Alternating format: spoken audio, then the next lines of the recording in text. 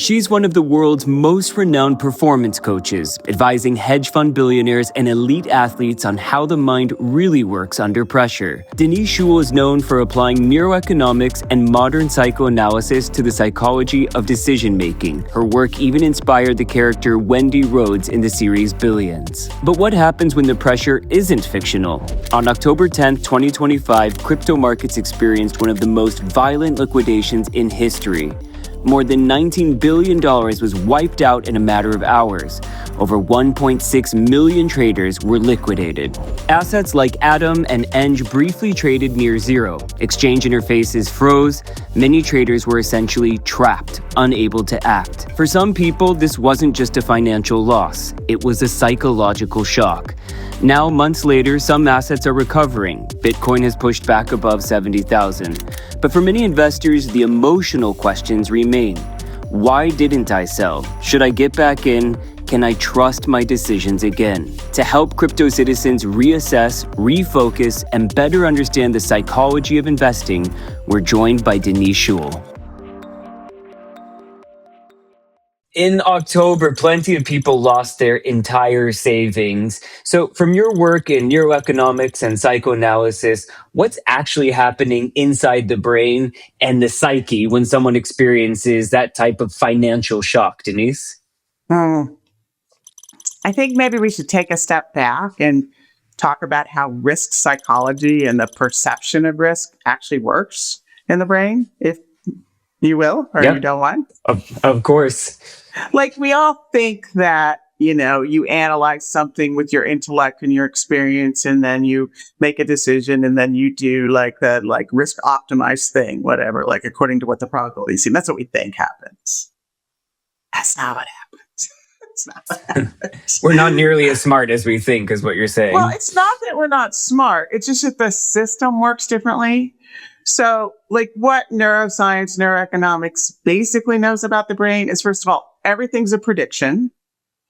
That is mostly subconscious and maybe even unconscious, meaning you can kind of easily get to it if you turn your attention to it, or it's even a little hard to find, even if you do turn your attention to it, sub versus unconscious. But we're always predicting if something's good or bad for us based on everything that we've ever experienced.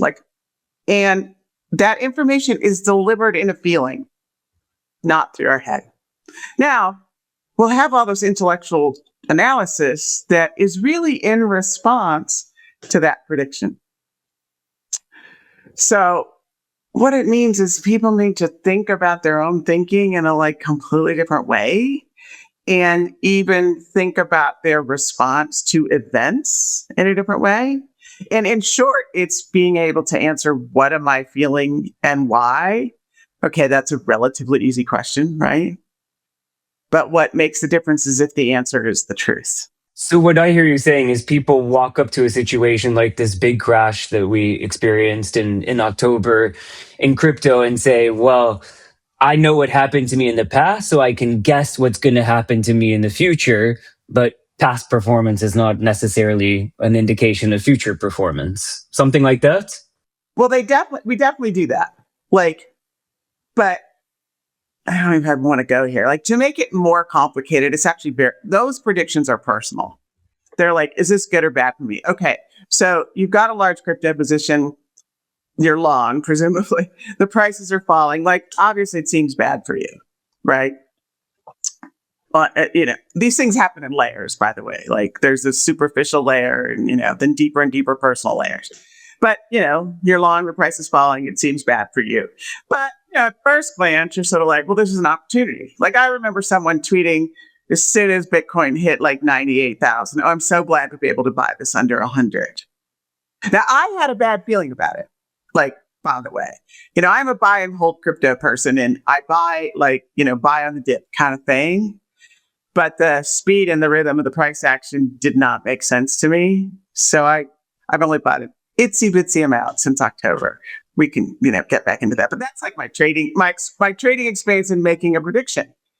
This doesn't make sense. My feeling about this is something's not right here. So therefore, I better wait. But back to your question. That's me making a prediction about what's good or bad for me. People don't realize they're doing this. So they are doing it first on their recent experience, so usually buy the dip has been a pretty good idea, right? Then they're also doing it on a series of perceptions, predictions that really are about them. So the next kind of most common layer that everyone who trades or invests has is fear of future regret. And when you're long and the price is falling, and historically, like you buy on the dip and that works out, your first regret is, I'm going to miss the dip. And I'm going to be mad at myself for not having added to my position. And believe it or not, what's more motivating to people is not that potential monetary gain, but the avoidance of being mad at yourself if you missed the monetary gain by buying on what turned out to be a dip that bounced. Does that make sense? Yes. It's like, and I tell you, I spend a lot of my time talking to professional hedge fund managers, and this phenomenon of I might miss the opportunity and I'm going to feel bad about myself, and I'm going to feel bad about not having made the money. Yes, I will have wished I'd made the money, right? If I missed the opportunity. But the thing that gets people is that, and I will feel bad about myself. I'll feel stupid. It's this prediction of what it means to me. What if I had only ever, if this were the first time that we were talking to each other, what I would think that I was hearing you say is you're operating from your emotions, not from the data. Don't operate from your emotions, operate from the data. But I've talked to you enough times to know that you're actually saying something quite the opposite, because you always tell me you can't, people always say, take the emotion out of it. And you say, that's impossible to do. It is impossible. So what are we supposed to do then? I mean, you talk about identifying the emotion. So how do you identify the emotion and operate from the data so you're not just operating out of fear of getting burned again or fear of missing the bounce? Well, you decide that your senses, feelings, and emotions, which are all like your subjective physical experience, right? All these things that basically happen to you below your neck.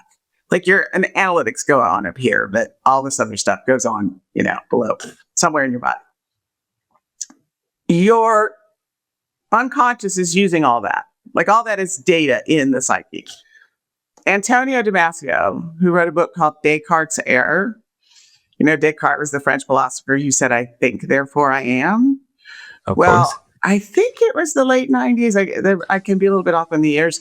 But basically, Damasio did all these experiments that showed that people who were brain damaged in a way that they really don't have subjective experience, like their brain is cut off from how they feel, can't decide what to buy out of a vending machine, can't decide what shirt to wear, can't decide what day to go to the doctor, can't decide anything. You cannot make a decision without emotion. Why can't they? Because they have no sense of the candy bar that will taste good, the day that will be more convenient to go to the doctor, the shirt that will be appropriate. They have no sense of feeling of confidence, which is an emotion. People tend to forget that like this is the right choice that will get me the thing I want or need. Okay. If you're lacking that, you can't choose. So, for the decades, if not millennia, of control your emotion, or not so much control your emotion. I mean, it is control your action, but just the basic take the emotion out of it. If you could not do anything.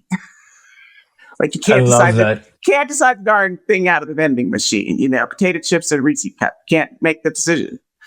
I mean, the first time that you said this to me, it really changed everything I do in my life, from investing to my professional work to personal life, because, I get mad at my partner and then I stop and I think to myself, what am I feeling? Why am I feeling that? And it's not always about my partner, sometimes about me. Same thing with a colleague, and sometimes about the investment at hand.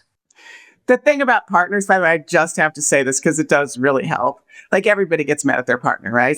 Like if you think in the moment that you're mad at them, like they just did this, they put the knives in the drawer wrong or whatever, some really stupid thing that just bugs the heck out of you.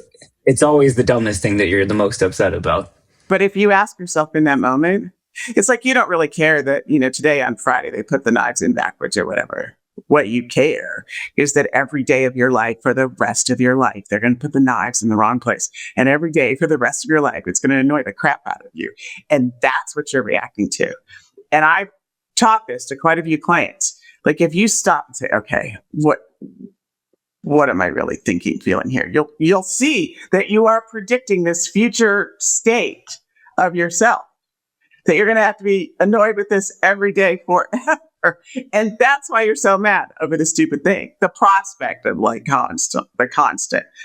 And then when people realize that, they go, but it's the prediction. Like, what's this going to mean to me? Like, it's an easy way for someone to learn how this works, but also that it's much easier to go, okay, whatever. Like, could you please do the knives away? Like we talked about, without turning it into like World War III. So since you can't talk to your investments necessarily, how do you get that balance of, okay, I'm not going to drain out the emotion or take the emotion out because that's not possible. So I'm identifying the emotion now. I have this fear. I don't want to lose all this money. I don't want to lose all this money again. I have the data points. So is it just a simple question of how you balance the data that you see in front of you, identifying the emotion, and then making the decision? Well, you're going to have a whole bunch of feelings at the same time, particularly if the market's being provocative. But this is always true. Like you have this default prediction, what's good or bad for you, which by the way, might be wrong because you have all this experience that's distorted. But the first trick is like, of all the senses, feelings, emotions I have, or, just of all the emotions I have, like which ones are really about me and which ones are really about the trade or the investment? That's like first of all, you got to find the data. Then second of all, you got to put it in two broad buckets. And generally, if you try to do that, you can do it. Like you can end up going, okay, like I'm worried that I'm going to feel stupid, that I'm going to regret missing the dip, for example. But that has nothing to do with what actually the price of crypto is going to do, right? And once markets don't perform to your emotional roller coaster. Yeah. Once you externalize it, like you go, okay, I'm worried that I'm going to look stupid or feel stupid or be mad at myself. It's a lot easier to recognize the feeling of confidence or lack thereof about the question at hand, the price of a crypto asset. So the next is like having the courage to listen to what you're feeling about the market is telling you. Because usually what will happen, like in a dip situation, people are annoyed that the prices pulled back and afraid of what that means. But they want to feel better. They want to assuage that annoyance and fear. So they pull in their intellect to rationalize that this really is the point of the dip they should buy. That's what was happening with the person who tweeted, so happy to buy just under 100. And everybody does it, but they do it because they're trying to get rid of the annoyance and the fear. So if ironically, you're not afraid of feeling annoyed or not afraid of feeling afraid, and instead you're willing to go, okay, what do I really feel? Like, yeah, I'm annoyed. Okay, and I'm afraid. But what I think, based on my knowledge and expertise and intellect about what moves these crypto prices, is this. So when you're able to admit your own feelings, even about the market, not just about yourself, you're able to go, okay, what do I really think? So I always tell my clients, I say this because it's easy for people to remember, WTF. What do I want to happen? Which is I want the price to go back up. Yeah. Of course. Okay. What do I really think is going to happen? Okay. This is the moment that requires some courage because you have to be honest. If you're not honest with yourself, none of this stuff works. Which often people aren't, especially when there's a loss. Right. And what am I afraid of? So like in October, I want the price to go back over 127,000 of Bitcoin, obviously. Like, what do I really think? This is like me doing it. like there's something off about this price action. Like something just does not make sense. When I'm afraid, like in my case, like my whole crypto thesis is wrong. Like maybe my whole investment in it, which is significant, but 10% of my net worth or whatever. Like maybe I'm wrong. Maybe that'll go to zero. Okay. Well, that would be bad, but it wouldn't end my life, what do I want? What do I really think? What am I afraid of? But what you're trying to get to is what you really think, given whatever your level of expertise, however you analyze your markets. There's a million different ways to do it, right? And then have the courage to execute. Like if you're a short-term trader and it's pulled back as much as it pulled back, you gotta grit your you gotta go, oh God, I had to grit my teeth and take my loss and regroup. I think all of those things take courage that you're talking about, courage to admit what you want, truly what you're thinking, and what you fear. I'll put the F as fear, and then have the courage to execute. But you just went back. Go ahead. But what happens is because people think they are supposed to take the emotion out of it, is they never get the chance actually to figure out what they really think. Because the noise of the desire and the noise of the fear are too loud. And so what ends up happening is when you don't recognize the emotion, you absolutely act on them. Like they will win. Like the way to get more of what you want is to know what you feel so that you have a choice to act on the feelings that are related to the thing you want. I'm gonna segment that and put that into a tweet. That's the crux of it, right there. That's the crux of it. So, day to day, I'm on the phone with hedge fund managers, portfolio managers. They trade all sorts of different things. Some of them have crypto, some of them don't.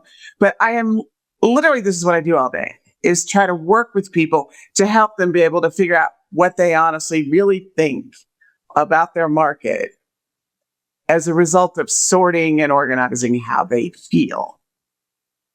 Because that's what your brain is doing. And your psyche is actually trying to protect you. You just don't understand the mechanism. Like you don't understand the data set. Like it looks like the emotion is the problem. It's the acting on the emotion that's the problem. It's not the emotion itself. When I very first started trading, I was at a place called Electronic Trading Group, which is one of the first upstairs day trading groups in Chicago, across the street from the Board of Trade and the SIBO. And I had a background in psychoanalysis and neuroscience. Dating a trader, they got me to trade because I thought I'd be good at it. And I'm in there trying to learn how to trade long, short equity intraday.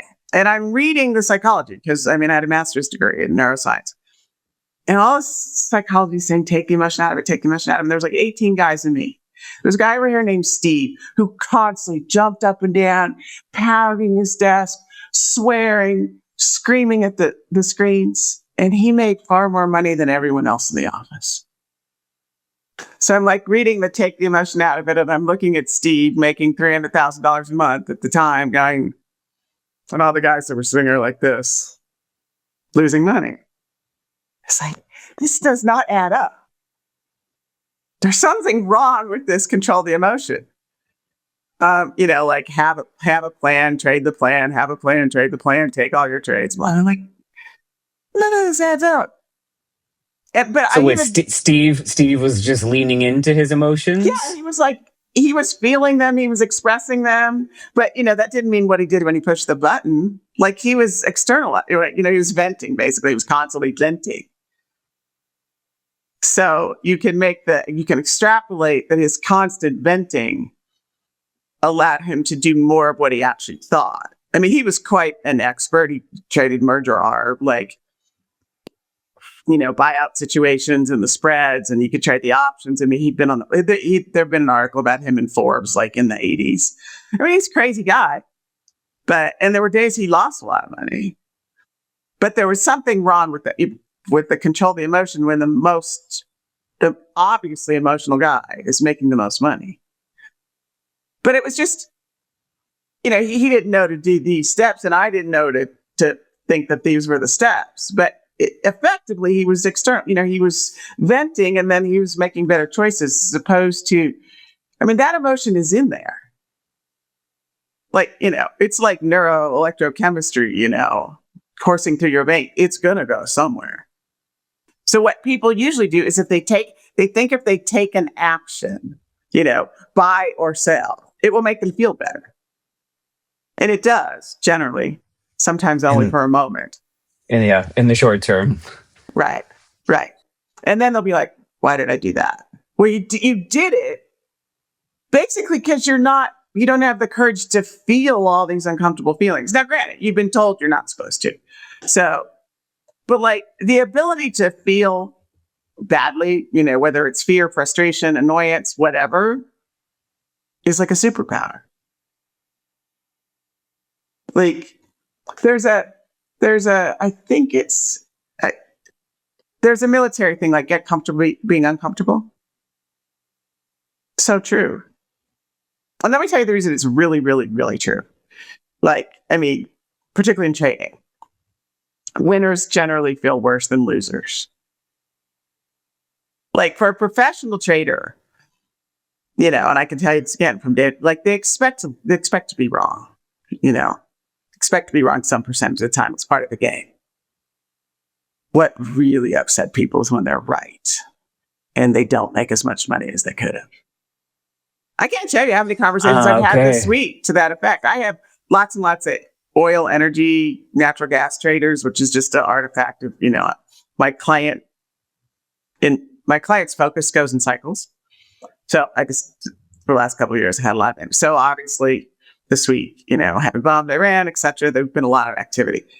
And the thing I've had to hear about is, why didn't I get bigger? Why didn't I have more? Why did I get out right then?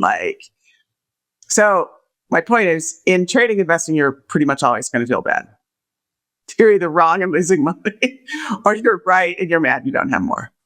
That's fascinating. It really pays to get comfortable being uncomfortable. Going back to where we started, we did this step back. I love what you say is we have to do this type of step back because we think we're doing all this type of stuff. We're telling ourselves we're doing this work, but it's like showing up to the beach and you look out and you say, okay, the world's flat and we haven't really done this work. Okay, so we're doing this work now, but that emotion that some people felt in October, we don't always have in October like we did. When somebody loses that immense amount of money like many folks did in October, what is that feeling? What's happening to somebody's psyche when you have that tremendous loss that inevitably people are going to have in a trading career? Well, it's like, I hate to say this, but it's like the death of your closest friend or the death of your spouse or your child. Like something's died. Like you've lost them. Like this matters. Like this changes your life. So your really only choice is to go through the traditional grieving process. Like, I don't have it right in front of me, but I think it's like denial, anger. So first, it's not happening. There's anger, bargaining. Anybody can look it up. Like, I think it's Elizabeth Kubler-Ross, but I could be wrong. But there's a traditional 5 stages of grief. Like, to take it into another slight, I had a client who, in some ways, the most competent at reading the global macro market. And so back in 2020, he was hugely short in December, January, going into February. And got so sick of it and was so tired, he covered all his shorts on the Friday afternoon in February before COVID became a thing in the United States. And on Monday, the market dropped by, I don't know how much, but a lot. And he'd covered his shorts on Friday. I had an appointment with him that afternoon. I'm like, you have got to grieve. Like you've got to let yourself feel bad. You've got to maybe it's actually cry about it, but you have to actively be depressed. Because if you don't, You will try too hard to make it back too quickly, and you'll make all sorts of stupid decisions. That was, I mean, I'm jumping a little bit here because now we're talking to a point where some of the assets are recovering. Bitcoin's above $70,000. So my question is, what's a healthy path to emotional and financial recovery? What does that look like? So you have to start with that grieving process. Yeah, like, I mean, from the psyche's point of view, there's also like lessons to be learned, like what did I do wrong? I mean, in short, like all negative emotions have a purpose. They're trying to get us to see something, to learn something. I mean, grieving is if you take a loss, someone close to you dies suddenly, or like they're not necessarily anything to be learned there. But when you had choices to make that thing happen, right, as opposed to an accident happens to someone you love and you had nothing to do with it. You can, once you get to a certain stage of grieving, you can learn, how could I have handled this differently? What should I have done differently? What would have gotten me what I want? Here's another very specific thing that relates to take the emotion out of control the emotion, the sort of positive thinking, but kind of Eastern meditation, have no attachment. Figure out what you really want and like lean into it. And like, so then you can say, what's going to get me what I want? Like there's kind of, there's this very overt positive thinking thing out there in the world, right? Like some people can't even tolerate a person saying, I'm worried or afraid or frustrated. Oh, no, I don't want to be anywhere around that emotion. Don't bring me down. Oh, God.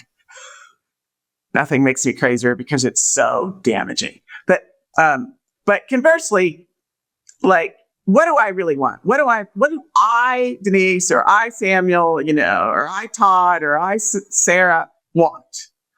What's most likely to get me that thing? Like, that's using an emotion. Like Alyssa Liu, who just won the gold medal in figure skating at 20 years old. She quit at 16. And then she came back and she goes, okay, I'm going to do this again, but I'm going to do it my way. Like she put herself and her desires first. And you can't really see it, but there's this picture of Lindsay Jacobellis, who won 2 gold medals in 22. She did it the same way. She decided what was important to her, what she wanted. Like what you really want is your like guiding light. Now you're going to have all kinds of people in all sort of history. You shouldn't want that. You're not supposed to want that. I mean, I have a professional trader. I have 2 of them who recently we've had conversations about how much money am I allowed to make. One who recently went home. Works and lives in the United States. Is from another country. Was home, and his family was like, "Well, you've made all the money you'll ever need. What are you doing?" Like, well, first of all, he lives in New York. So like they may not have a proper perception of how much money he actually needs to get married and have kids in New York. But still, like, then that plays with his head. So anyway, what you want, which is a feeling, is like, should be your guiding light. And probably most people watching this, when they first heard you say that a minute or so ago, they said, well, I just want more money or profit or whatever euphemism you want for it is. So when you hear people say that. But why? I mean, what's the money going to do for you? Like, it's not yes, at a superficial level, there's the have more money, have more status. Maybe some people in the world treat you better. But even that, what does that get you? A reservation at a restaurant? Like, what does it actually get you? Maybe it gets you adulation, which makes you feel good about yourself. Like you matter, you're important. Well, you could like matter and be important even having lost all your money in crypto. But so that's what am I really feeling and why? Getting to the truth of it? Yeah, because I think maybe some people would listen to this and think, well, if we all on Judgment Day, we're all going to realize these superficial excuses or superficial, whatever you want to call them. we're just that, we're superficial, but we all have them. So what do you want us to get to? But it's what I hear you saying, it's about the process of identifying that again, identifying that emotion to understand what motivates you. Well, if you end up knowing that you actually want the larger portfolio because you want respect, let's say, you might realize that it's not the only way to get respect. So therefore, having lost some big chunk of money when you were really seeking respect, it's still a big loss. I mean, there's obviously all kinds of practical value for having the money. But if what you really wanted was respect, maybe it leads you to thinking about what are other ways to get respect. But I'm guessing you don't talk all of your clients out of the financial industry or being crypto traders. So what does doing that do for your clients? I can admit, yeah, Denise, I'm just looking for respect. I never felt like I got respect. And for me, money means respect. I'm guessing most of your clients don't say I'm quitting to go be a monk in the mountains. No, what usually happens is they realize the reason they want respect, frankly, is they didn't get it from their father, or they were one of the younger children in their family and they got, kicked around, and they figure out that that's what's really driving the need for respect, which is what's driving the need for money. And then they work through their feelings about that. And then they have less desperation over the money. There we go. And in Got having it. less desperation, they're able to do what? Make better trading decisions because they're more able to act out of their intuition, expertise. That's like the knowledge you have about the market, which again is delivered in a feeling. Like intuition is a feeling, right? You can't know it unless you neutralize all this other stuff that's about you. So I really wanted respect from my older brother, from my father, whatever. Okay, that's what this is really about. Okay, well, I can deal with that over here. So just in doing that, it can be more in the moment about their feelings about the market. And hear that what I really think about the market, because I don't have so much static from. So if somebody right now is just thinking, I've got to get back on the horse. I mean, that's how a lot of people are feeling right now. Bitcoin's recovering. I've just got to get back on. Somewhere. Might as well be now.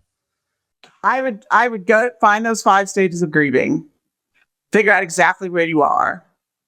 I would write about your feelings. There's actual research with athletes that say, when they lose, if they write out how they feel, they get over it more quickly. And by the way, I know that if people don't, they go into slumps. So if I get a call for someone in a slump, finance or sports, let's go back to when it started. It's always that they're really upset about the choices they made at the beginning, and they've been playing those out. I mean, I once worked with someone who'd been in a slump for 10 years. He managed to go from bank to hedge fund to bank to hedge fund. And then finally, 10 years into it, got a new job at a bank, called me and said, okay, I got to solve this. Turned out to be his wife had been kidnapped for her father's money, and he felt guilty. But no one had ever let him figure out that. So but anyway, that's why for athletes, writing about losing, you're working through all those painful feelings to figure out which one's giving you some information and which one's really because it speaks to your own personal situation, and to use example, wanting respect or wanting adulation or whatever, wanting money so-and-so doesn't reject you, or so you can get the restaurant reservation or whatever. It doesn't matter. There's the other thing. There's nothing wrong with any emotion. People, all the time, clients say, I shouldn't feel that. How do I not feel that? Just give it up. Just give it up. At its core, there's an emotional logic to everything that happens. And there's an understandable logic to every emotion. Your job is to understand them. Figure out which one's which one's telling you something you need to know to help you be more of what you can be, more of what you want to be. So back to get back on the horse, go through the grieving process, write about it, be truthful with yourself about where are you?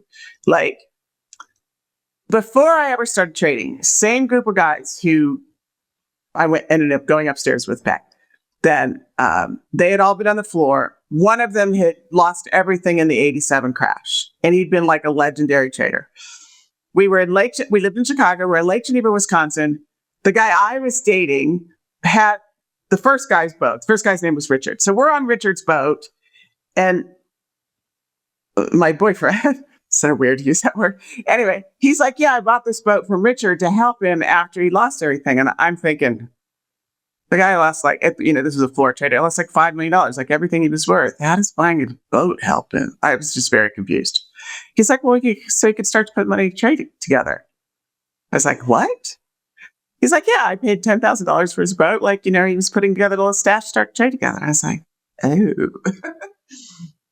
Last I knew of this Richard Carey, he lived on the beach in Malibu, and like the water came into his basement, and he served martinis in very nice glasses. So somehow that $10,000, he was able to put some together and make some more money back. But my point, like, figure out where you really are. And what are the next things you can do to move you in the direction of whatever it is you want, for whatever reason you want it. And I don't care. Perhaps only you can answer a question like this, because even if someone is practicing, teaching what the wisdom that you have, I'm curious to know, you've worked with so many hedge funders, professional traders, crypto traders. What separates someone who can navigate volatility from someone who panics? You're going to find this answer surprising. It's understanding the market for what it really is, which is a poker game when the value of the cards change. A poker game when the value of the cards change.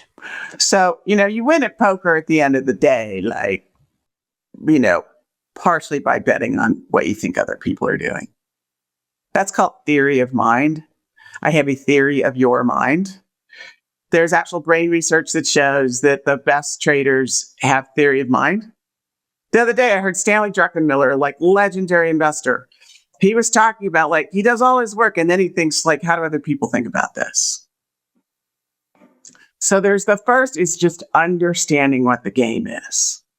Now, about crypto, I think the challenge all of us have is the game's way less defined than any other asset. And that's been the problem with understanding the price action. It's like, in my mind, it was like, wait a minute, these institutions are all adopting crypto in some way, shape, or form. And it's falling out of bed. That does not add up. And now we have this thing with Jane Street in 2022, like them manipulating the market. So we do have this problem of like, yes, we can understand we're trading other players, but who the other players are and how they're operating in the crypto world at this point is still like evolving at a very rapid rate. Well, and crypto moves much faster than traditional markets, in my experience. So does that amplify the psychological biases?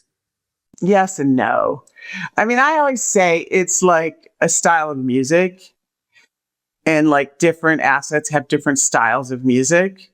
And so they have different speeds and rhythms. And oh, by the way, different people relate to different speeds and rhythms, better or worse. Like in the equities market, does someone trade the back and forth, the reversion to the mean, or do they trade momentum? Like, do they trade trends? I am a pretty good trader in terms of like recognizing trends, but like the speed and rhythm of crypto still, I don't have a clue. It's too herky-jerky. I mean, maybe it's rap. I don't know.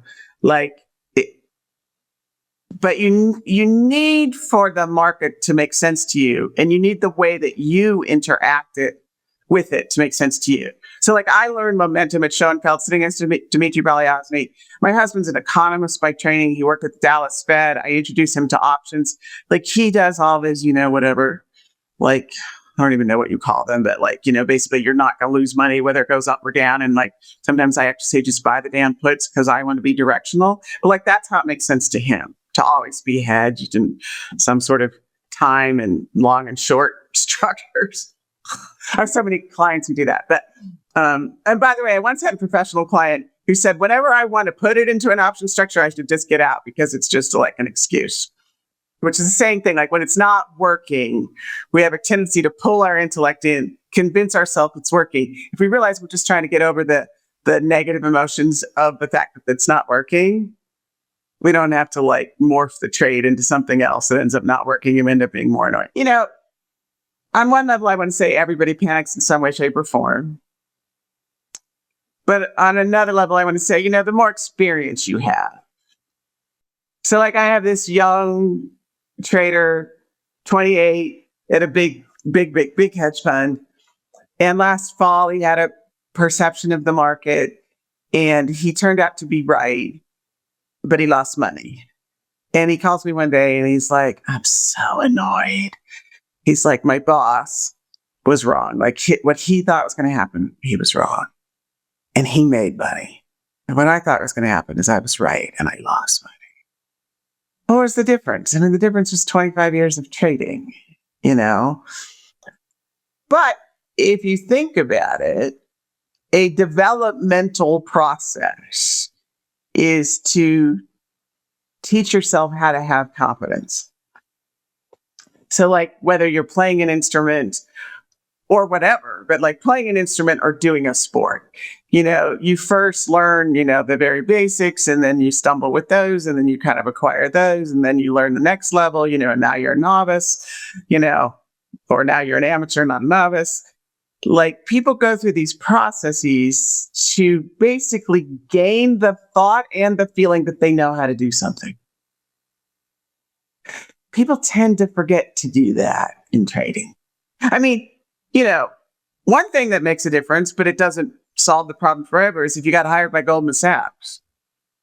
You know, you get hired by Goldman Sachs and you spend 2 years in their training program, you don't question whether the way you've learned to trade is right or wrong. You know, if you just start trading on your own, you always wonder, are the people I listen to the people I should be listening to? Is this the right way to do it? Because there's so many different ways to do it. And you don't really realize that you don't feel confident in your way of understanding the markets. And when you don't feel confident in your way of understanding the markets, you're going to jump from thing to thing to thing. You're going to say, I'm going to hold this through a dip, and then you jump out. Or you say, I'm going to, you know, only take a 10% loss or whatever, and then you let it go. Like you change your strategy at every moment because you don't have like the underlying confidence in the way you should be doing it or how that market works. Like an athlete would develop confidence little by little in, you know, a greater level of skill. People should create that program for themselves. First of all, whoever they are getting mentored by or learn, you know, whoever they listen to, right? Like do they really believe that person? Like the process I went through is a lot of those guys in that trading office were trading back and forth. You know, Steve was trading merger arb. Who the heck knew what that was? But like I saw groups of stock move together for no particular reason. So there was something, I didn't know what it was called, but it's like, you know, called momentum and trends and whatnot. And I was like, who does that? I was like, Schoenfeld did that. That's how their whole office trades. So I left and went to Schoenfeld to learn how they did that. But again, I'm going to go back to crypto.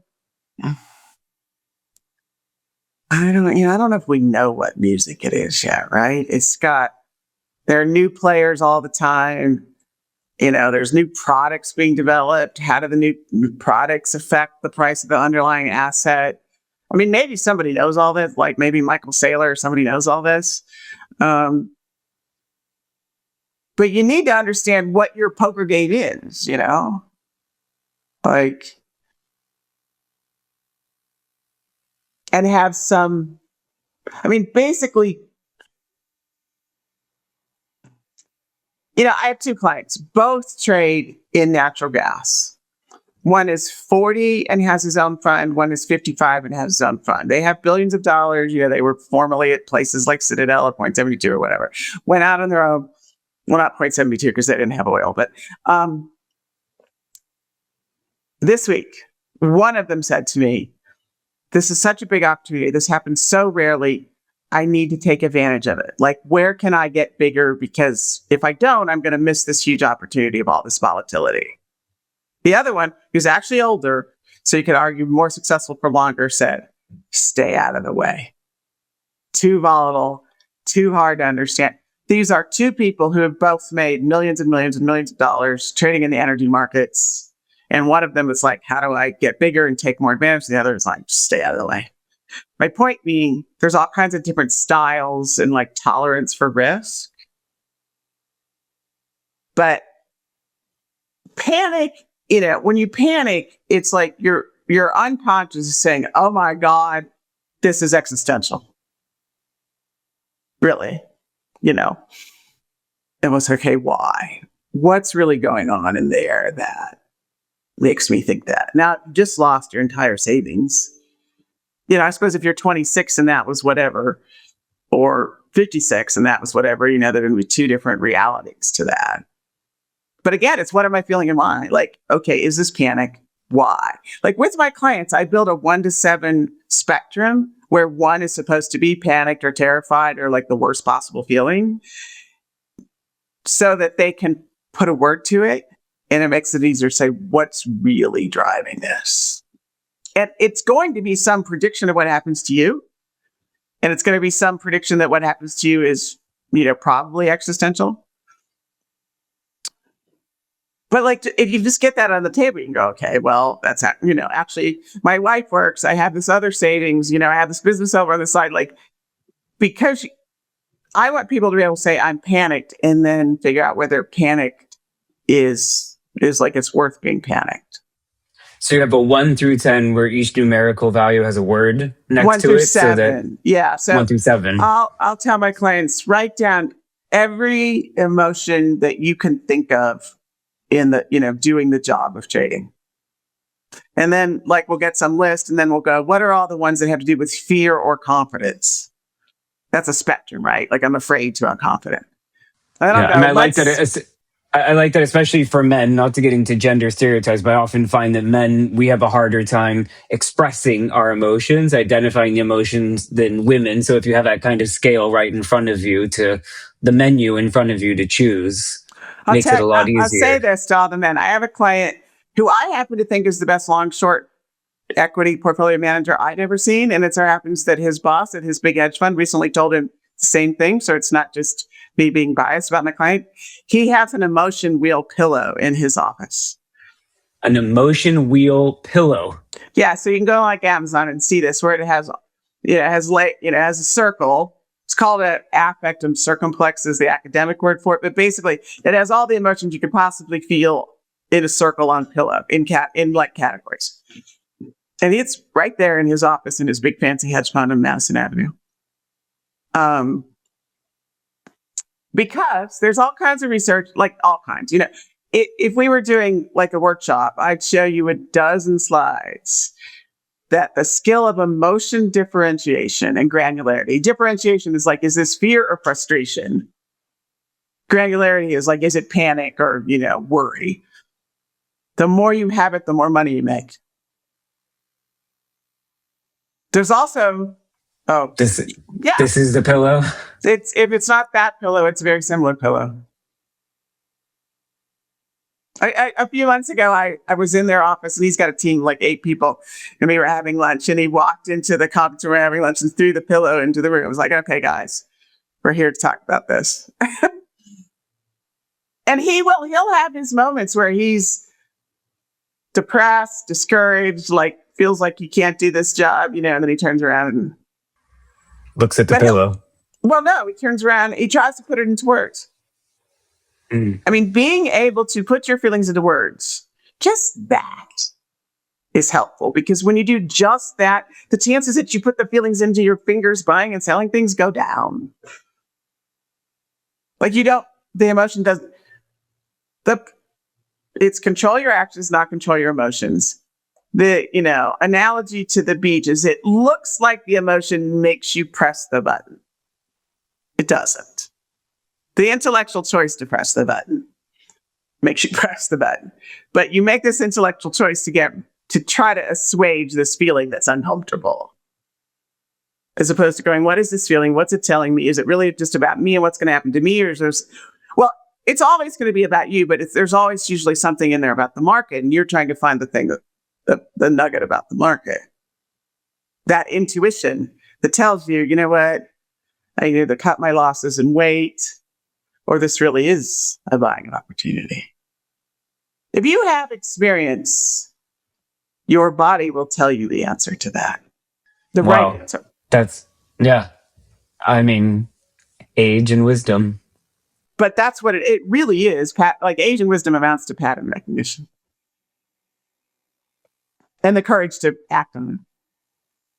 My closing question to you, when markets are at their most emotional, the most euphoric or fearful, what are the three things that investors should remember most about how their minds work?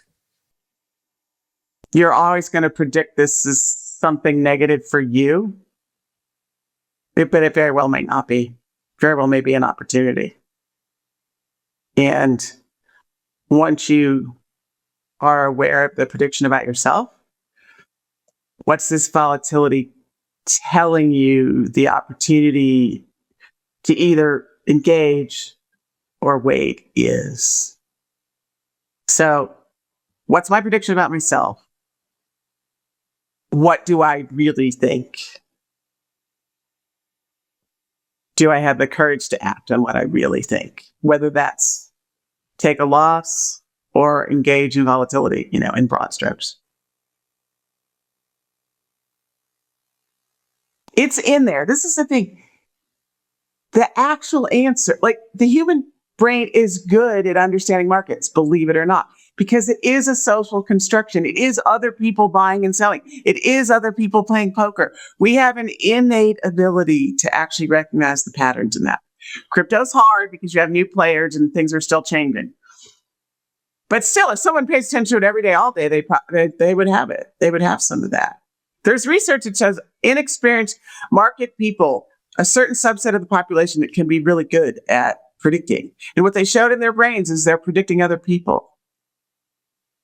Like,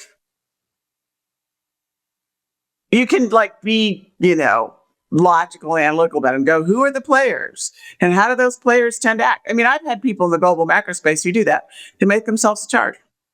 Like, what are the retail people doing? What are the banks doing? What are the Federal Reserve doing? What are the currencies doing on any given day? Or what are they likely to do in relation to, unemployment?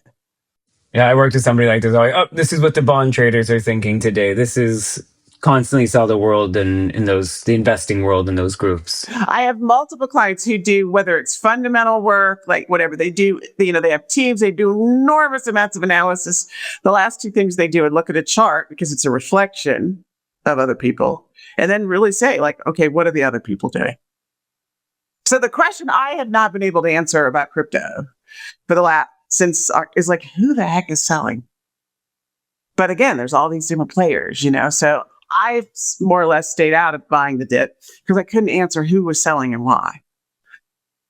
Somebody probably can. But yeah, so I hope that answered your question. And if somebody has listened to this conversation and it sparked something in them and they want to learn more about you and your processes, what's the best way for them to continue with you? Probably the best would go to my website, which is therethink.group.net. And rethink came from rethink thinking, because it's really feeling. I've got a course on there called Intro to the Trader Brain. And that was my attempt to take what I do day to day with hedge fund managers and make it available to everyone. It's not very expensive. And we have a periodic coaching group. And I have a team of coaches. In fact, I just hired a new coach out of Athens, Greece, who's a professional trader, and I think going to be a fabulous resource to people. So he's on the website too. I am on Twitter as Denise Shull, but I tweet about morning sunlight and, non-Western medicine. I mean, I do sometimes tweet about psychology, but I have a whole side job of keeping people healthy, which is, there's a field called biophysics, and circadian rhythm matters and electromagnetic radiation matters, but you didn't call me to talk about that. Well, Denise, I hope you know that it's not just platitudes when I say that really in my nearly 2 decades of being a journalist, my conversations with you are the most meaningful that I've had. So thank you for giving your time for our crypto citizens. And I can't wait to do it again. Thanks for having me, Sam.